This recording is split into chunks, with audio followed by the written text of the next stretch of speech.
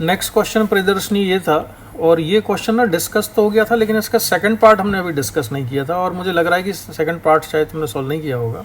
फिर भी हम देख लेते हैं कि सेकंड पार्ट को डिस्कस कर लेते हैं यहाँ पर। इसमें क्वेश्चन में क्या हो रहा है।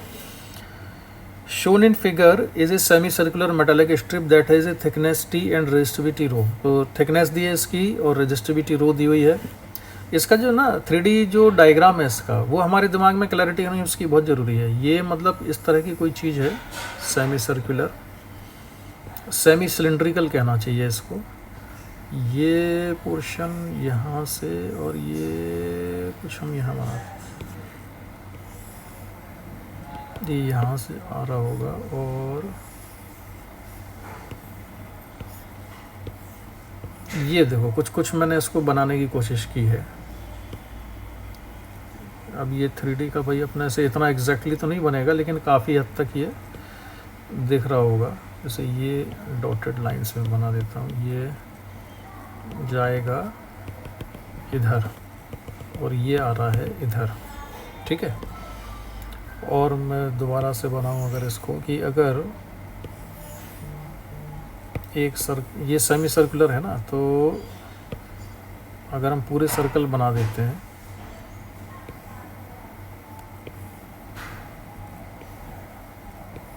ये पोर्शन, और एक यहाँ से जो पोर्शन है वो ये वाला, मुझे लग रहा है वही वाला बेटर डायग्राम है ना, उसी डायग्राम को फॉलो करना है। या चलो फिर कोशिश करता हूँ। एक और आइडिया दिमाग में आया कि हम इसको कुछ ऐसा बनाएंगे,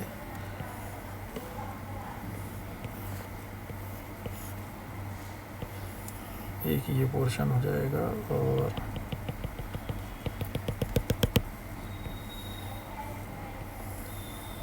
हाँ ये काफ़ी हद तक आइडिया दे रहा है। और इसमें जो बैटरी कनेक्टेड है, वो बैटरी कहाँ से कनेक्टेड है, बैटरी कनेक्टेड है यहाँ पर, और यहाँ पर बैटरी कनेक्टेड है ना, ऐसे। और पोटेंशियल डिफरेंस कितना है इसका, V0 के बराबर है। बैटरी का पोटेंशियल डिफरेंस V0 है।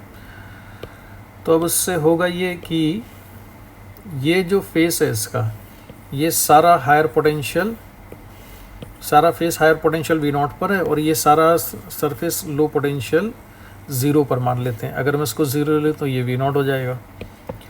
अब इसमें छोटे छोटे से एलिमेंट हैं। एक ये एलिमेंट मैंने कंसिडर किया, ये सेंटर है, तो यहाँ से x डिस्टेंस पर जो एलिमेंट मैं कंसिडर कर रहा हूँ वो एलिमेंट है dx, और ये जो dx एलिमेंट वो यहाँ से यहाँ तक बनाया मैंने, ठीक है। और ये जो थिकनेस है इसकी, ये दी हुई है क्वेश्चन में t। तो जो एरिया क्रॉस सेक्शन बनेगा इस एलिमेंट का, वो एरिया क्रॉस सेक्शन है ये वाला। तो इस एरिया क्रॉस सेक्शन की ये dx थिकनेस है और ये हाइट है t, तो एरिया कितना होगा, TDX होगा। और ऐसे कई सारे एरिया हैं यहाँ पर, जैसे एक ये वाला था, ऐसे ही एक एलिमेंट, इंक का कलर चेंज करूँ मैं, यहाँ पर बना हुआ होगा, ये इधर होगा, और ये इधर आ रहा होगा, ऐसे ये कई सारे एलिमेंट हैं। अब इन सभी एलिमेंट्स की जो लेंथ है वो कैसी है, अलग अलग है। जैसे जो एलिमेंट हमने x रेडियस का कंसिडर किया है, जिसकी थिकनेस dx है, उसकी लेंथ कितनी हो जाएगी, उसकी लेंथ हो जाएगी πx। और ये जो इसकी एरिया ऑफ क्रॉस सेक्शन है, ये एरिया ऑफ क्रॉस सेक्शन कितना हो जाएगा, TDX के बराबर। एरिया ऑफ क्रॉस सेक्शन होता है करंट फ्लो की डायरेक्शन की परपेंडिकुलर, तो करंट इसमें यहाँ से ऐसे फ्लो होगा। तो जब करंट इसमें फ्लो हो रहा है ऐसे यहाँ पर, तो एरिया ऑफ क्रॉस सेक्शन इसका ये वाला होगा, ये, ठीक है। इसका अगर मुझे रेजिस्टेंस लिखना हुआ dr, तो इस छोटे से एलिमेंट का रेजिस्टेंस होगा dr equal to rho. Length कितनी है इसकी, πx है, और एरिया ऑफ क्रॉस सेक्शन हो जाएगा t dx के बराबर। और ये सारे पैरेलल कॉम्बिनेशन में है, तो अगर मुझे इसका इक्विवेलेंट रेजिस्टेंस निकालना हुआ तो ये होगा इंटीग्रेशन 1/dr, पैरेलल में 1/r1 प्लस 1/r2 करते हैं, और ये होगा 1/π इंटू रो dx/x, और इसको इंटीग्रेट कर देंगे। तो x की वैल्यू चेंज होगी R1 से R2 तक, और 1/r इक्वलेंट सिंप्लीफाई करने पर मिल जाएगा 1/π ln R2/R1 के बराबर। ये हुआ इसका रेजिस्टेंस, और इससे पास होने वाला टोटल करंट कितना हो जाएगा, आई नेट। नेट करंट आएगा, देखो पोटेंशियल डिफरेंस जो है, जितने भी ये एलिमेंट हैं, एक एलिमेंट यहाँ होगा, एक यहाँ होगा, इन सभी एलिमेंट्स के अक्रॉस पोटेंशियल डिफरेंस यहाँ से यहाँ तक V नॉट के ही बराबर है। तो total V not divided by total resistance, यानी 1/π t छूट गया कहीं पर, एरिया क्रॉस सेक्शन में t dx था, t ऊपर था, ये t था। तो R इक्वलेंट कितना हो गया, R इक्वलेंट हो गया π/t इंटू, और t के साथ हो जाएगा ln R2/R1, ठीक है। तो अब ये हो जाएगा V not upon R equivalent, V not upon R equivalent यानी कि V नॉट अपॉन π, t ऊपर पहुंच जाएगा ln R2/R1। तो ये नेट करंट जो सर्किट में से पास हो रहा है, आई नेट, उसकी वैल्यू है V naught t upon π into ln R2/R1। ये इतना हम क्लास में निकाल चुके थे पिछली, लेकिन मुझे पता नहीं क्यों लग रहा है कि तुमको ये भी क्लियर हुआ नहीं था। अब हो गया होगा, क्योंकि इसकी 3D की जो ज्योमेट्री है वो तुम्हें क्लियर नहीं हो रही थी। अब इसका जो एक और ऑप्शन करेक्ट है, इसका एक और ऑप्शन जो करेक्ट है वही है delta V equal to I²। अच्छा नहीं, 3 ऑप्शन सही थे। अच्छा वो भी हम डिस्कस कर लिया था कि कौन सा हायर पोटेंशियल पर होगा। अब इसके लिए मैं फिर एक डायग्राम बनाता हूँ, इस बार हम 3D नहीं बना रहे हैं।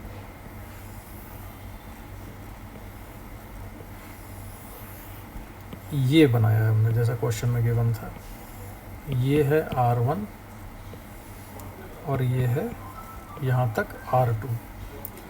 अब इसमें देखो कि बैटरी का जो पॉजिटिव टर्मिनल है वो कनेक्टेड है, बैटरी का पॉजिटिव टर्मिनल यहाँ कनेक्टेड है ऐसे, और ये है V नॉट। तो इसमें करंट का जो फ्लो हो रहा है, करंट का फ्लो तो ऐसे हो रहा है I, लेकिन जो इलेक्ट्रॉन मूव कर रहा होगा इसमें, वो इलेक्ट्रॉन कैसे मूव कर रहा होगा, इसको अगर हम लिख लें एक इलेक्ट्रॉन को, ये नेगेटिवली चार्ज है, तो इलेक्ट्रॉन जा रहे होंगे यहाँ पर, और इलेक्ट्रॉन की जो वेलोसिटी है उसको हम लिख लेते हैं ड्रिफ्ट वेलोसिटी vd के बराबर।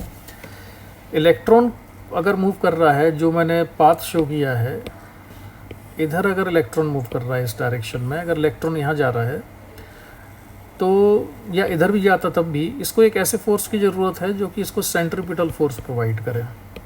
और उस सेंट्रीपिटल फोर्स की वैल्यू कितनी है यहाँ पर, सेंट्रीपिटल फोर्स होगा mv0² अपॉन x लिख लेता हूँ मैं। x मतलब मैंने मान लिया कि ये कौन सा है, x रेडियस का पाथ वाला इलेक्ट्रॉन है। अब देखो इसमें ना अलग अलग इलेक्ट्रॉन्स जो चल रहे हैं उनकी स्पीड अलग अलग हुई, क्योंकि उनका रेडियस और सर्कुलर पाथ सभी का अलग अलग है। मैं किस इलेक्ट्रॉन की बात कर रहा हूँ, मैं उस इलेक्ट्रॉन की बात कर रहा हूँ जिसका रेडियस x के बराबर है, ठीक है। तो इस इलेक्ट्रॉन पर सेंट्रीपिटल फोर्स चाहिए हमको नीचे, तो वो कौन दे सकता है, वो एक इलेक्ट्रिक फील्ड ही दे सकता है। तो इलेक्ट्रिक फील्ड का फोर्स किधर होना चाहिए, नीचे होना चाहिए, E इंटू ई। लेकिन इलेक्ट्रॉन पे चार्ज होता है नेगेटिव, तो इलेक्ट्रिक फील्ड की डायरेक्शन चाहिए हमको इधर, यहाँ पर। और इलेक्ट्रिक फील्ड की डायरेक्शन अगर इधर है, यहाँ इलेक्ट्रिक फील्ड है, यहाँ इलेक्ट्रिक फील्ड है, तो इलेक्ट्रिक फील्ड की डायरेक्शन होती है हाई पोटेंशियल से लो पोटेंशियल की तरफ, यानी कि इससे होना चाहिए हाई पोटेंशियल पर, और इसको होना चाहिए लो पोटेंशियल पर। तो आउटर सरफेस है इसका लो पोटेंशियल पर, इनर सरफेस हाई पोटेंशियल पर। तो एक ऑप्शन और करेक्ट इसमें मिलेगा हमको, और वो कौन सा ऑप्शन है, the outer surface is at higher voltage, ये गलत है, outer surface is at lower voltage. तो अभी तक हमने ए सही कर लिया और सी सही कर लिया। इसका जो सबसे अच्छा पार्ट है वो ये है, delta V is proportional to I²। अब ये डेल्टा V क्या है, उसके लिए क्वेश्चन पढ़ना पड़ेगा, क्वेश्चन में उन्होंने कहा था कि it is observe that transverse voltage delta V develops between its inner and outer surface due to purely kinetic effects of moving electrons. तो देखो, अगर इलेक्ट्रिक फील्ड की डायरेक्शन है यहाँ पर,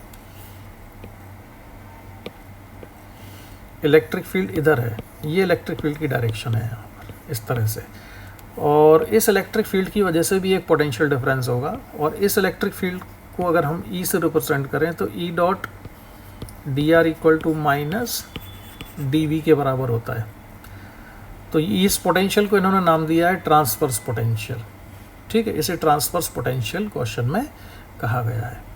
तब यहाँ पर देखो, इलेक्ट्रिक फील्ड ना ये यूनिफॉर्म नहीं होगी, एक चीज़ और ध्यान रखना, ये इलेक्ट्रिक फील्ड यहाँ पर वेरी कर रही है क्योंकि स्पीड भी पार्टिकल की अलग अलग है। अब इसके अंदर जो करंट फ्लो हो रहा है, जो करंट फ्लो कर रहा है, तो करंट की वैल्यू मैं थोड़ा लिख देता हूँ। Suppose current eight radius x is D I लिख देता हूँ, छोटे से एलिमेंट में करंट। यहाँ पर जो छोटा सा एलिमेंट हम बना लेते हैं एक, इस छोटे से एलिमेंट में कितना करंट है, इस छोटे से एलिमेंट में डी आई के बराबर करंट है। तो ये current D I equal to होगा एन ई ए, एरिया भी छोटा सा ही है तो उसको मैं डी ए लिख देता हूँ, इंटू वी डी। और ध्यान रहे इसलिए D A is small area of cross section, D A small area of cross section है थ्रू विच स्मॉल करंट,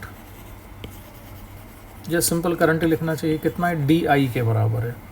ठीक है, ये जो एलिमेंट था यहाँ पर एक्स रेडियस पर, जैसे ये एलिमेंट होता था ना, इस एलिमेंट में से कितना करंट पास हो रहा है, डी आई। इस पूरे सरफेस में से पास होने वाला करंट आई है जो हम निकाल चुके हैं, लेकिन इसमें से डी आई है, और इसका एरिया ऑफ क्रॉस सेक्शन कितना होगा, ये होगा डी एक्स इंटू टी के बराबर। ठीक है, इसकी हम बात कर रहे हैं। और यहाँ ड्रिफ्ट वेलोसिटी कितनी है, वी डी है। और यहाँ पर जो इलेक्ट्रॉन है, उस इलेक्ट्रॉन पर जो फोर्स लग रहा है ई इंटू ई, ये किसके बराबर है, M V D square upon radius. Radius कितनी है, एक्स के बराबर है। ठीक है, और जो करंट है डी आई इक्वल टू, उस करंट को कितना लिखा जा सकता है, करंट को लिख सकते हैं D I equal to potential difference कितना है। अच्छा, ये करंट को फ्लो कराने में जिस पोटेंशियल डिफरेंस का रोल है, वो तो यही वाला पोटेंशियल डिफरेंस है, यहाँ और यहाँ, इसके बीच में total potential difference V naught है। अभी करंट फ्लो कराने में इसका ट्रांसफर वोल्टेज का रोल नहीं है। ट्रांसफर्स वोल्टेज तो वो एक इलेक्ट्रिक फील्ड प्रोड्यूस कर रहा है जो कि इसको सेंट्रीपिटल फोर्स देता है। तो डी आई इक्वल टू, कहाँ पर लिख रहा हूँ मैं डी आई, मैं डी आई लिख रहा हूँ इसमें, चलो मैं यहीं लिखता हूँ जिससे कि कुछ कंफ्यूजन ना हो। D I equal to N E, और एरिया क्रॉस सेक्शन है डी ए, और ड्रिफ्ट वेलोसिटी वी डी। तो वी डी को कितना लिखा जा सकता है,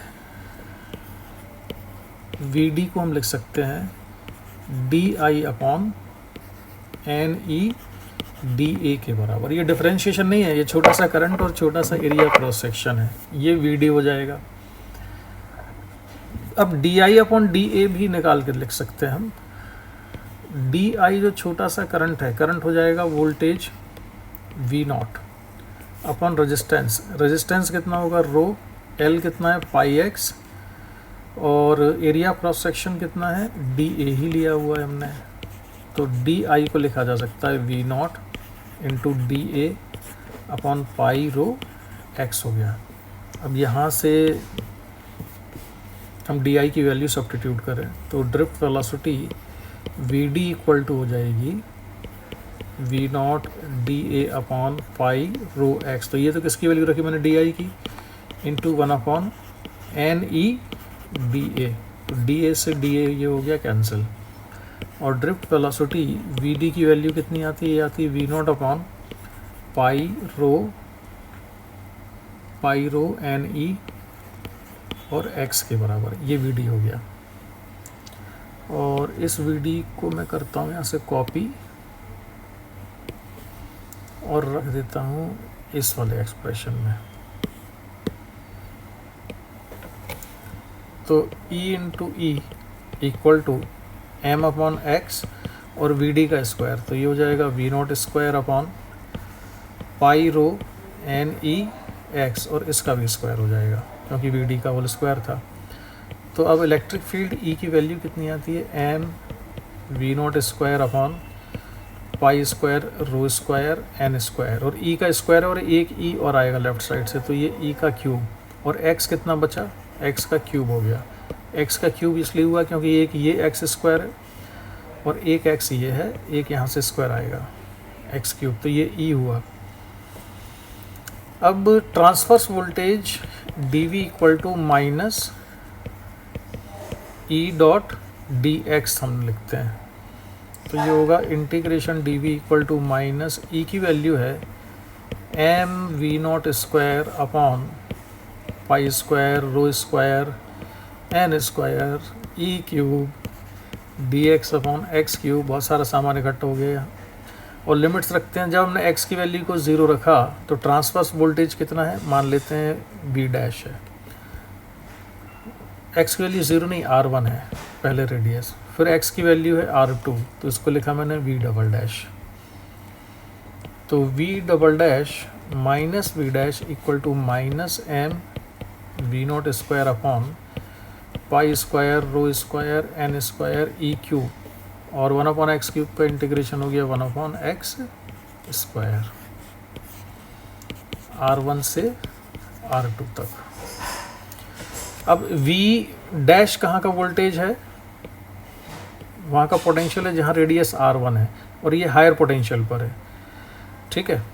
तो ये V double dash minus V dash को मैं पलट लेता हूँ, higher voltage minus lower voltage, तो ये नेगेटिव साइन एडजस्ट इसके हो जाएंगे। तो V dash minus V double dash equal to pi we naught square upon pi square rho square N square E cube और 1 upon R2 minus 1 upon R1, ठीक है। इसको इक्वेशन नंबर 2, 3 जो भी लिखना है वो लिख देते हैं, R2 square minus R1 square. अब देखो ये कांस्टेंट क्वांटिटी है, ये सब कांस्टेंट है। अब V नॉट की वैल्यू जो हमने पहले निकाली हुई थी करंट की टर्म्स में, वो उठा के रखते हैं यहाँ से। ये जो एक्सप्रेशन आया हुआ था ना, इस एक्सप्रेशन को हम उठा लेते हैं यहाँ से।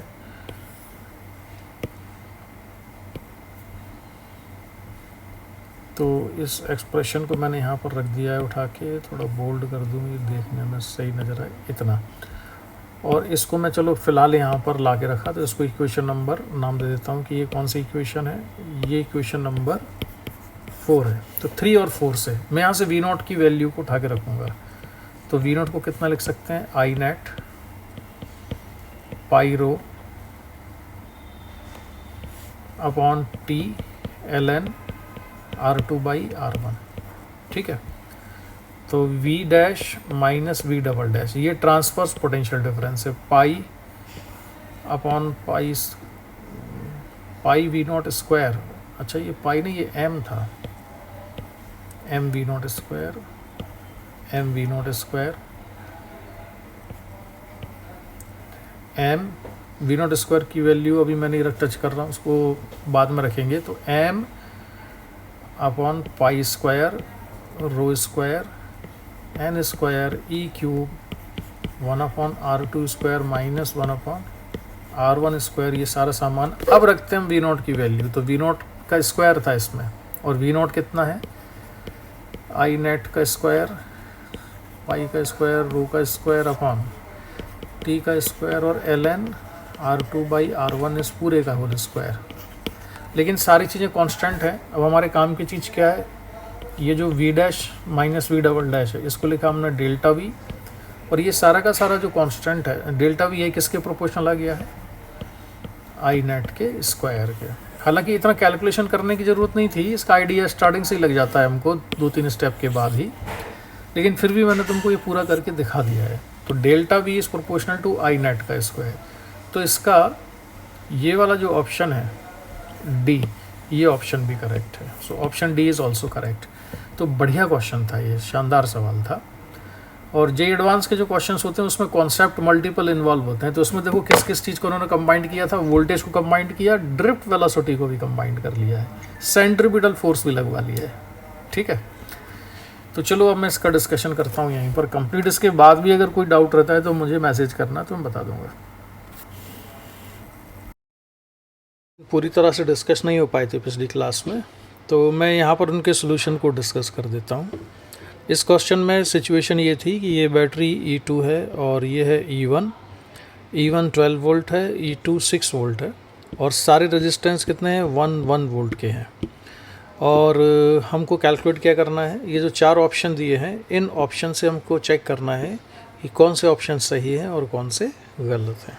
ठीक है, तो ये जो डायग्राम गिवन है हमको क्वेश्चन में, इसको मैं यहाँ पर बना लेता हूँ, और या यहीं पर जो है मैं इसके पॉइंट्स लिखता हूँ। ये जो डायग्राम है हमारे पास,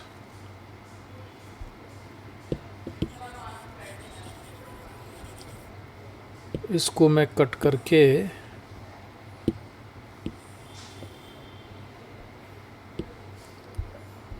रख लेता हूँ यहाँ पर, और यहाँ मैं लिख देता हूँ इसके कुछ पॉइंट्स को।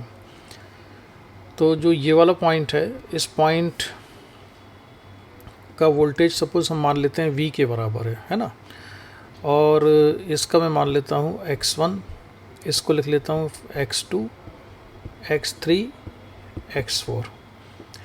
अब इसमें इस वाले जंक्शन को कंसिडर करते हैं, जो ये वाला जंक्शन है। इस वाले जंक्शन पर 3 ब्रांचेज में करंट जा रहा है, तो किरचॉफ फर्स्ट लॉ लगाते हैं, और किरचॉफ फर्स्ट लॉ से हम लिखेंगे कि टोटल करंट इस जंक्शन से जाने वाला, उसका सम कितना होना चाहिए, 0 होना चाहिए। तो हम लिखते हैं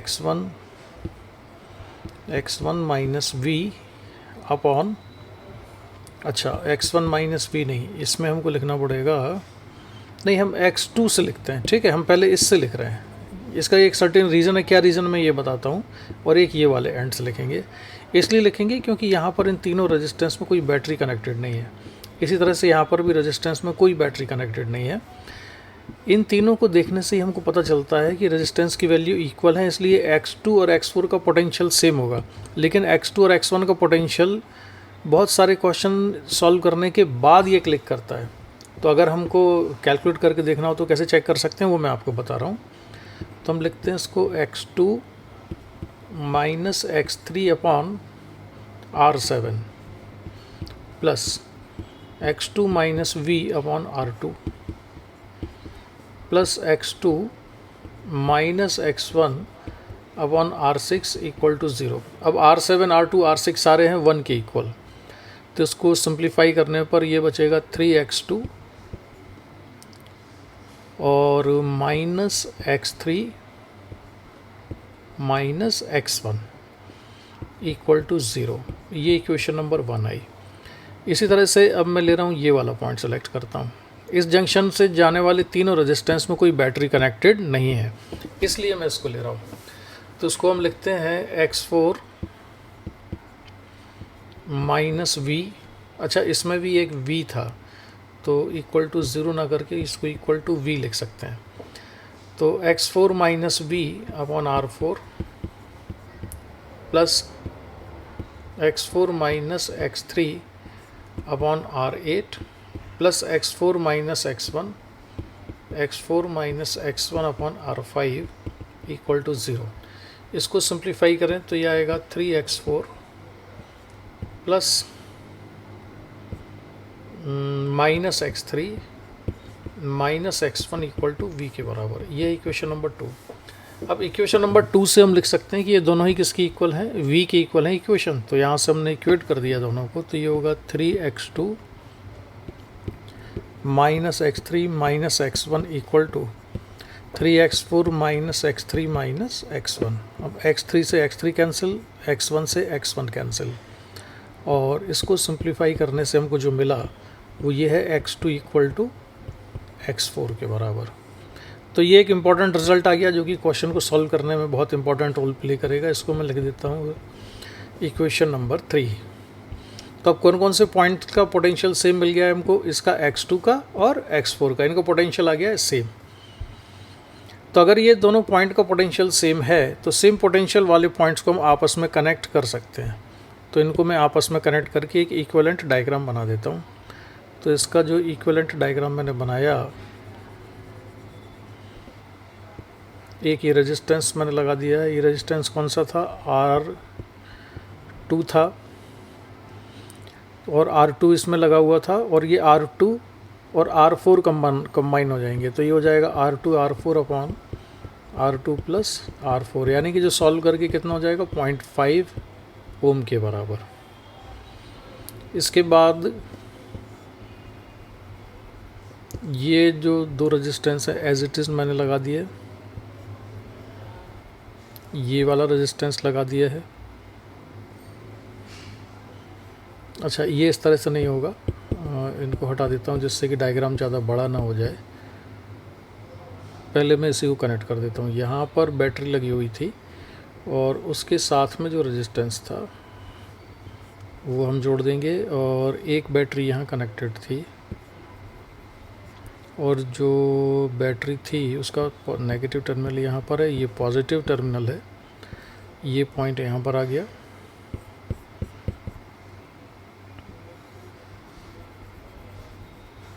ऐसे सेम पोटेंशियल वाले पॉइंट्स को मिला दिया हमने। तब उससे हुआ ये कि जो ये वाला रेजिस्टेंस था और ये दोनों पैरेलल में आ जाएंगे, तो 1 और 1 पैरेलल में तो 0.5, ये दोनों पैरेलल में तो 0.5 हो जाएगा। इन दोनों का इक्विवेलेंट भी कितना हो जाएगा 0.5, ये दोनों पैरेलल में कनेक्ट होंगे। तो ये रेजिस्टेंस हुआ 0.5, ये है 0.5, 1 ओम एंड 1 ओम। E1 कितना है 12 वोल्ट का है, और ये E2 है 6 वोल्ट की बैटरी है। इस पॉइंट का पोटेंशियल हमने एज्यूम किया था V, और इस वाले पॉइंट का जो पोटेंशियल है ये VN1 है, इसका पोटेंशियल मैं मान लेता हूँ 0 के बराबर। ठीक है, अब यहाँ से देखो कि फिर हम जंक्शन लॉ लगा सकते हैं। इसमें जंक्शन लॉ इस तरह से लगा सकते हैं कि इस पॉइंट का पोटेंशियल है V। ठीक है, तो ये दोनों रेजिस्टेंस हैं, इनको तो हम डायरेक्ट कनेक्ट कर सकते थे सीरीज़ कॉम्बिनेशन में, और इसी तरह से ये दोनों रेजिस्टेंस भी, ये भी सीरीज़ कॉम्बिनेशन में आएंगे क्योंकि दोनों में से करंट सेम पास होगा। इसको लिया है V, और इसका जो पोटेंशियल है यहाँ पर ये कितना है 0 के बराबर है। तो इसकी इक्वेशन लिखते हैं हम किरचॉफ लॉ से।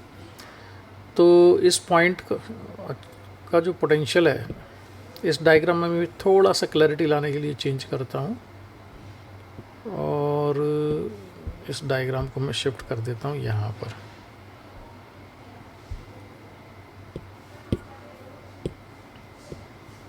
इसमें चेंज ये कर रहे हैं कि ये रेजिस्टेंस है यहाँ से हटाकर ये सीरीज़ में ही है, तो यहाँ पर कितना कर सकते हैं 1.5 कर सकते हैं, तो ये 1.5 हो जाएगा। इसी तरह से ये जो 1 ओम का रेजिस्टेंस है इसको हटाकर इसके साथ में कर दिया हमने 1.5। ठीक है, ये सर्किट कंप्लीट हो गया। अब किरचॉफ जंक्शन लॉ हम लगाते हैं, तो मैं लिखता हूँ पहले V minus zero upon resistance 0.5 plus, अब इस पॉइंट का पोटेंशियल कितना होगा, ये होगा V माइनस 12। तो V minus 12 minus 0 upon 1.5 plus, इस पॉइंट का पोटेंशियल कितना हो जाएगा, ये होगा V प्लस 6। तो V प्लस 6 माइनस 0, इसका 0, और ये V plus 6 upon 1.5 equal to 0। और अब इस इक्वेशन को करेंगे हम सिंप्लीफाई, तो बचा ये V upon 0.5 plus V minus 12 upon 1.5 plus v plus 6 upon 1.5 equal to 0। पूरी इक्वेशन को मल्टीप्लाई कर देते हैं 1.5 से, तो ये 1.5 से मल्टीप्लाई किया, इसको भी किया हमने 1.5 से, इसको भी मल्टीप्लाई किया 1.5 से, तो 1.5 कैंसिल, और ये यहाँ पर कैंसिल होकर कितना हो जाएगा 3, तो ये बचता है 3v plus v minus 12 plus v plus 6 equal to 0, और 5v इक्वल टू 6। इसको सिंप्लीफाई करने से v इक्वल टू आ जाता है 6/5, तो वोल्टेज आ गया है v 6/5 के बराबर। ठीक है, तो हमको ये वोल्टेज पता चल गया। अब हम आ जाते हैं फिर से इस वाले सर्किट पर, तो इसमें v पता चल गया हमको कितना है 6/5 के बराबर है।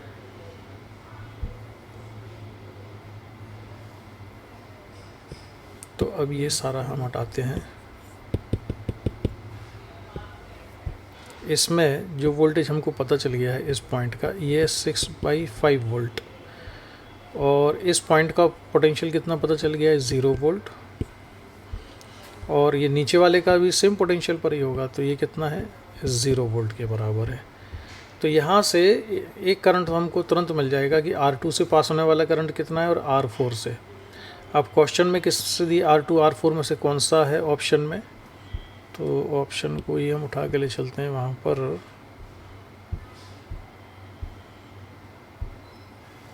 R2 में पूछा है, तो R2 से पास होने वाले करंट को हम लिख सकते हैं 6/5, यानी मैं इसको I2 नाम दे देता हूँ, 6/5 माइनस 0/1 यानी 1.2 एम्पियर। तो R2 1.2 एम्पियर है, तो ये सही है। इसी तरह से एक में से और मैं निकाल देता हूँ, बाकी मैं अपने आप कैलकुलेट कर लेना। तो इस पॉइंट का जो पोटेंशियल है यहाँ पर, इस पॉइंट के पोटेंशियल को मैं मान लेता हूँ ये V0 है। ठीक है, चलो ये इसको लिख देते हैं हम यहाँ पर।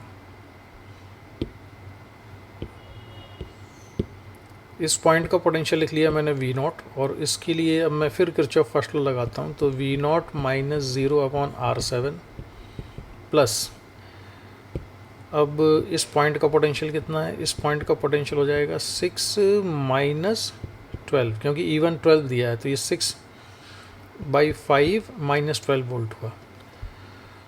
तो एक करंट तो ये आ गया V0 माइनस V/R7, और R1 का लिखेंगे हम V0 minus 6/5 plus 12 upon R1 plus V0 minus 0। अब ये किसका लिखा है, ये लिखा है मैंने ये V0 और ये वाला, ये V0 है, ये 0 है, तो V0 minus 0 upon R8 equal to 0। अब इसको सिंप्लीफाई कर दें तो ये हो जाएगा 3V0, R1 R8 R7 सारे किसके इक्वल हैं, 1 के इक्वल हैं, तो ये हुआ 3V0 minus 6/5 plus 12 equal to 0। तो 3V0 इक्वल टू माइनस 12 प्लस 6/5, 3V0 इक्वल टू 3 से डिवाइड कर दो पूरी इक्वेशन को, तो ये हो जाएगा V0 इक्वल टू -4 प्लस 2/5, और इसको सिंप्लीफाई कर लेते हैं, तो V0 इक्वल टू -20 प्लस 2/5, तो V0 मिल जाएगा -18/5। V0 है -18/5 यानी कि -3.6, तो ये V0 की वैल्यू आ गई। अब हम यहाँ से R7 और R8 में से डायरेक्ट करंट निकाल सकते हैं। इसमें किसमें R6 और R8 इसमें पूछे ही नहीं है, R1 पूछा हुआ है, तो R1 से निकाल सकते हैं। तो R1 से करंट निकालने के लिए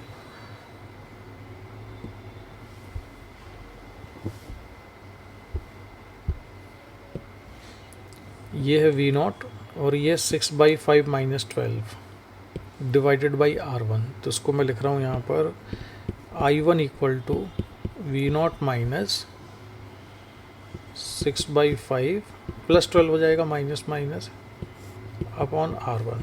और V0 कितना है -3.6 है, तो -3.6 माइनस 6/5 को लिख सकते हैं 1.2 प्लस 12। तो I1 इक्वल टू 12 माइनस 12, अच्छा नहीं ये -12 1.2 था ना ये, हाँ ये 1.2 था, -1.2 6/5, तो ये हो जाएगा 4.8 प्लस 12 माइनस 4.8, तो ये बचा 7.2 एम्पियर। तो R1 से पास होने वाला करंट 7.2 एम्पियर कैलकुलेट हुआ। तो मैंने ये भी निकाल दिया है, R2 निकाल दिया, इसी तरह से R3 और R5 आप निकाल देना, ठीक है। तो ये हो गया क्वेश्चन 1। और इसके बाद जो दूसरा क्वेश्चन था, इस क्वेश्चन पे नज़र डाल लो ज़रा, जो क्वेश्चन तुमने भेजा था। तब तक मैं ज़रा पानी पीता हूँ।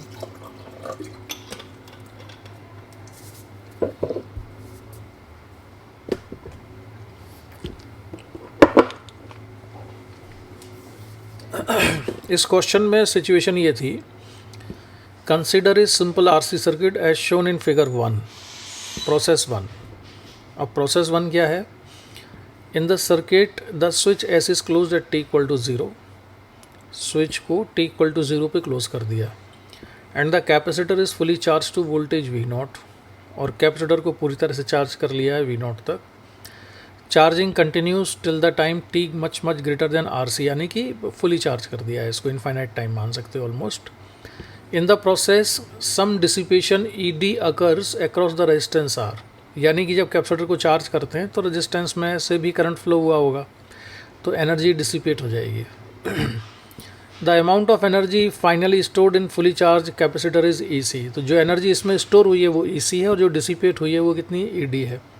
फिर प्रोसेस 2 इन्होंने दिखाई है एक, in a different process the voltage is first set to V0/3। अब हम फिर चार्ज कर रहे हैं कैपेसिटर को, लेकिन पहले वोल्टेज जो बैटरी लगाई गई, उस बैटरी का वोल्टेज कितना था? V0/3 था, और V0/3 से इसको पूरी तरह से चार्ज किया गया, तो कुछ हीट डिसिपेट हुई होगी रेजिस्टेंस में, और फाइनली इसका पोटेंशियल डिफरेंस हो जाएगा V0/3। इसके बाद फिर इसका वोल्टेज कर दिया है 2V0/3, और फिर पूरी तरह से चार्ज होने दिया, यानी कि ये वाली प्रोसेस। इसमें भी कुछ एनर्जी डिसिपेट होगी, कुछ स्टोर हो जाएगी। इसके बाद फिर क्या किया? फिर इसका पोटेंशियल यहाँ पर इसको V0 कर दिया है, और फिर चार्ज होने दिया, तो फिर ये फाइनली पहुँच गया किसी चार्ज तक। तो इस वाली प्रोसेस में the process is repeated one more time by raising the voltage to V0 and capacitor is charge to the same potential final voltage V0 as in the process 1। तो process 1 में जिसने voltage तक charge किया था capacitor को, हमने process 2 में भी उतना ही वोल्टेज तक चार्ज किया है। These 2 processes are depicted in figure 2, ठीक है। तो जो लैंग्वेज में लिखा है उसी को उन्होंने ग्राफ में भी बता दिया है। अब पहला पार्ट क्या है क्वेश्चन का? In the process 1 energy stored in capacitor EC and heat dissipated across resistance ED are related as, इनमें क्या रिलेशन है? तो देखो कैपेसिटर में इनिशियली अगर कोई चार्ज नहीं है,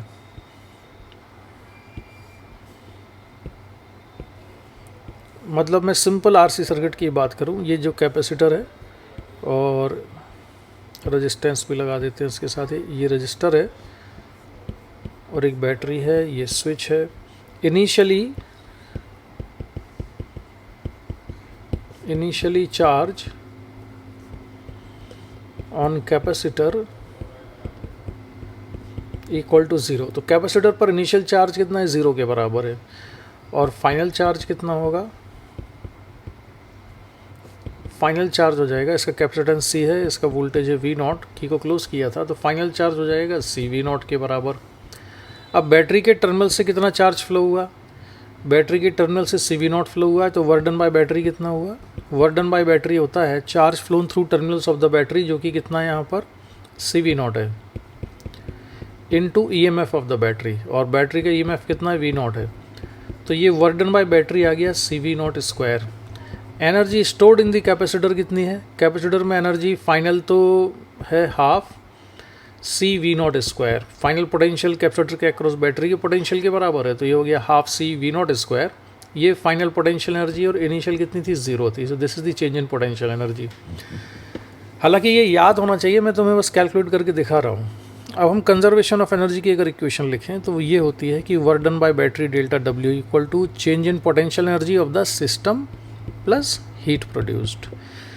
तो वर्क डन कितना है, वर्क डन है CV0 square equal to change in potential energy कितनी है, half CV0 square plus delta H। तो इसको सिंप्लीफाई करें तो डेल्टा H कितना आ जाता है, हाफ CV0 स्क्वायर।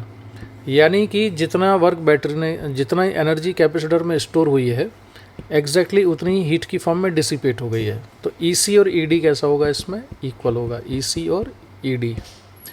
ED कौन सी एनर्जी थी जो कि डिसिपेट होती है, और EC कौन सी है जो कि कैपेसिटर में स्टोर होती है, तो दोनों एनर्जी बराबर है। अब इसका जो सेकंड पार्ट है उसको ज़रा ध्यान से समझना। मैं जो मेथड बता रहा हूँ ये इजी भी है, लेकिन किसी बुक में या कहीं और मिलेगा नहीं। In process two total energy dissipated across the resistance ED is. अब इसमें क्या है ना, कैपेसिटर को हम पहले V0/3 तक चार्ज करते हैं, फिर V0/3 तक चार्ज करते हैं, फिर उसका पोटेंशियल फाइनली V0 कर देते हैं। तो टोटल चार्ज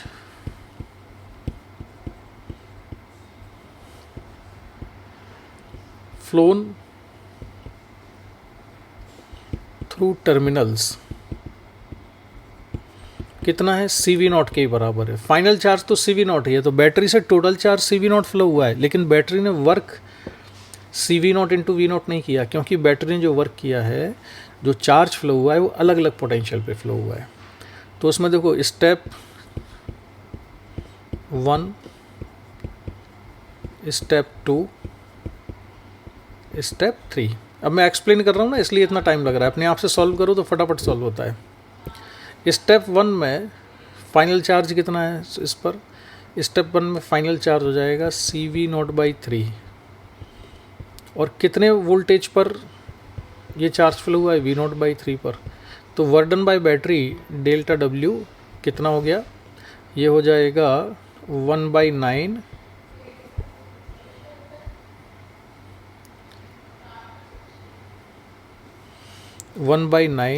CV0 स्क्वायर के बराबर।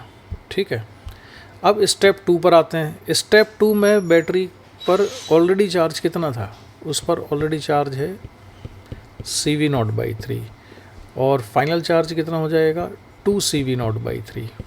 और कितने पोटेंशियल पर इस चार्ज का फ्लो हुआ है, बैटरी का पोटेंशियल रखा गया था 2 V0/3 पर। ठीक है, तो वर्क डन बाय बैटरी इसमें कितना होगा, इसमें वर्क डन बाय बैटरी होगा, मैं इसको हटा देता हूँ, charge phloem through the terminal. तो टर्मिनल से जो चार्ज फ्लो हुआ है वो 2 CV0/3 माइनस CV0/3 इनटू, और ये कितने वोल्टेज पर रखी गई थी बैटरी, 2 V0/3 पर, तो 2 V0/3। तो अब कितना हो गया ये, equal to CV0/3 into 2 CV0/3, 2 V0/3। इसको सिंप्लीफाई करने पर ये आता है 2/9 CV0 स्क्वायर। तो ये है work done by battery. Similar approach लगाएंगे हम स्टेप 3 के लिए। तो स्टेप 3 में फाइनल चार्ज कितना हो जाएगा कैपेसिटर पर, CV0। और स्टेप 2 की फाइनल स्टेज में कितना चार्ज था, स्टेप 2 जब ख़त्म हुई तब उस पर चार्ज था 2 CV0/3। तो ये तो हुआ डिफरेंस इन चार्ज, यानी ये चार्ज अभी बैटरी से फ्लो होके आया है। और कितने वोल्टेज पर फ्लो हुआ है, बैटरी को V0 पे रखा हुआ था इसमें। तो अब ये कितना हुआ, 3 CV0 माइनस 2 CV0/3 यानी CV0/3। तो CV0 स्क्वायर बाई 3। तो ये क्या चीज़ लिखी है हमने, ये आया है वर्क डन। तो वर्क डन बाय बैटरी अब हम टोटल निकाल लेते हैं। तो total work done by battery आएगा delta W equal to 1/9 CV0 square plus 2/9 CV0 square plus 1/3 CV0²। तो 6/9 यानी कि 2/3 CV0²। ये है work done by the battery.